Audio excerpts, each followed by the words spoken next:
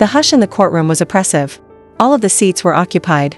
Like vultures, the media surrounded the walls. Pens were ready, phones were ready, and live broadcasts were growing faster by the second. And Camron was there in the middle of it all. Not with the Harlem swagger that once characterized an age, not with the arrogant smile that the world knew him for. No. Camron was motionless. Quiet. Awaiting. Jim Jones sat stone-faced across the aisle. Storms behind his eyes. Anger, sorrow, and vindication. Everything at once. Everything was ready to end, or start over, in the same courtroom where treachery had escalated into conflict. Before reading the fate, the judge read the room, adjusted his glasses, and raised the document with both hands. Mr. Camron Giles. This court finds you guilty on all counts after examining the evidence, hearing witness testimony, including Miss Lampkins, and weighing the seriousness of the allegations against you. A collective inhale reverberated throughout the room. The judge went on, each sentence more solemn than the one before it. This court hereby sentences you to 6 years in state prison for the unlawful dissemination of private media, digital tampering with court evidence, and witness intimidation. Depending on your behavior and review, you can be eligible for parole after 4 years. Although his mouth trembled, Camron remained motionless. Not a problem. No rant. Just a quick look. A single, icy look at Chrissy Lampkin. She didn't turn around. He was approached by the bailiffs. The shackles made a clicking sound. The lion in Harlem was suddenly confined.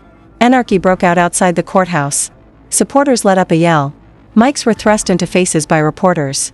Digital fires erupted on social media. Hashtag Camron. Less than 5 minutes later, sentence began to trend. People were incredulous. Some referred to it as karma. It was referred to as corruption by some. This isn't over, said others in a lower whisper. Jim left before the cameras arrived.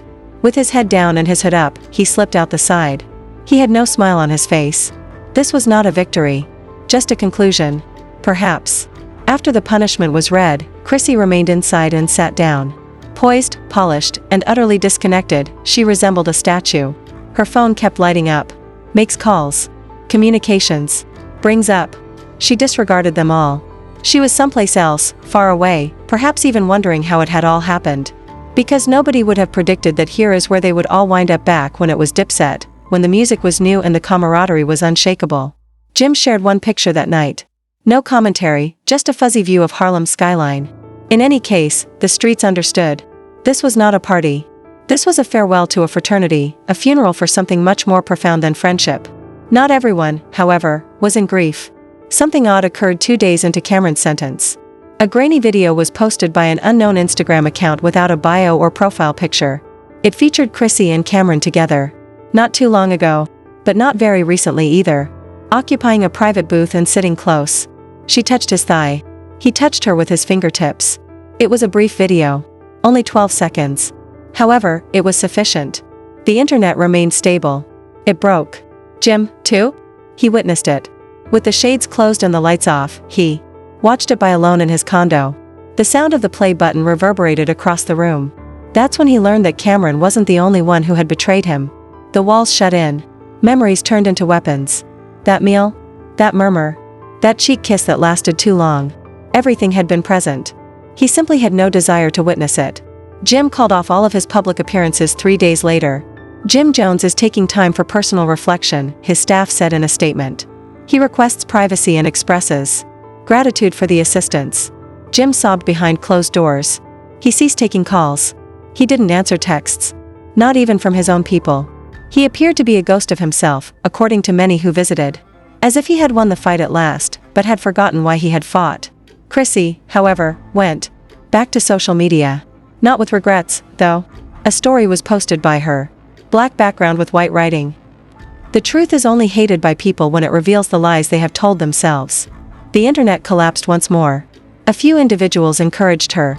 She was pulled through the dirt by others. The old clips came back. She gave Jim praise. In interviews. Moments on the red carpet. Talks about proposals. Now, though, it all seemed false. All smiles are suspicious. Every look, reviewed. Camron, meantime, didn't remain silent while incarcerated. He sent a voice message to an underground site via a burner phone that somehow ended up in his possession. You believe they have me? No. They just revealed to me who is truly afraid. Even if I'm in here, I'm not finished. Not by any means. Within minutes, that video became viral. Was he referring to Jim? Chrissy? Or someone else? There were rumors that there will be more. Camron possessed files, videos and messages. Things that had never been seen before. And that, one by one, he was prepared to drop them. Jim's group became a frenzy. Avoid it, his spokesman cautioned. Leave your side before he taints the story once more. Jim, however, declined. He wasn't prepared to talk. Not quite yet. Rather, he went silently and without warning to a church on the east side of Harlem. He was seated in the back pew with his head lowered and tears streaming silently down his cheeks, according to a witness. Jim Jones had never sobbed in public before. Moreover, no cameras were present. That week, Chrissy shared one final story from her household. One picture of a rose emerging from concrete. No caption. No background. Nothing but quiet. She wasn't apologizing, though, and that was the clear message. The media began fabricating its own stories. They pitched documentaries, offers for podcasts. Interviews were rushed by networks. Everyone desired the exclusive. However, nobody knew the reality. Because beneath the layers of silence and betrayal, the truth was still leaking. Jim then got a letter on the 6th day following his punishment. Not a stamp.